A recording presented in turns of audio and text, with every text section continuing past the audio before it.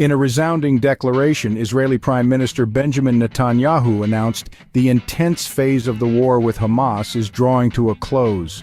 A conflict that has held the world in its grip, the war in Gaza has seen its share of significant casualties and displacement. The Prime Minister's discourse, however, doesn't suggest a complete cessation of hostilities.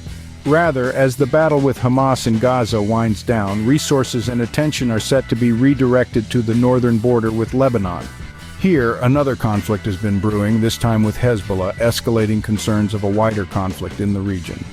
Netanyahu was firm in his resolve to continue operations in Gaza until Hamas is eliminated, a stance that has drawn an increase in international pressure.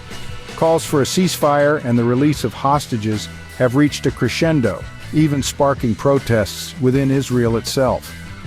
A proposed U.S.-backed ceasefire plan has surfaced, suggesting an end to hostilities and the withdrawal of Israeli forces from Gaza. Yet this has only served to deepen cracks between the Israeli government and military as the question of post-war governance in Gaza becomes increasingly pressing. Hamas, for their part, insists on a permanent ceasefire and an Israeli withdrawal from Gaza. Netanyahu's comments suggest a partial agreement, a stance that has drawn criticism from both Hamas and families of Israeli hostages. As the focus shifts north, U.S. officials have expressed concerns about a potential war between Israel and Hezbollah. Netanyahu, however, has underscored the need to eliminate Hamas, rejecting the notion of leaving the organization intact. In summary, as the intense phase of the war with Hamas comes to an end, the conflict is far from over. The focus now shifts to the northern border with Lebanon, escalating concerns of a wider conflict.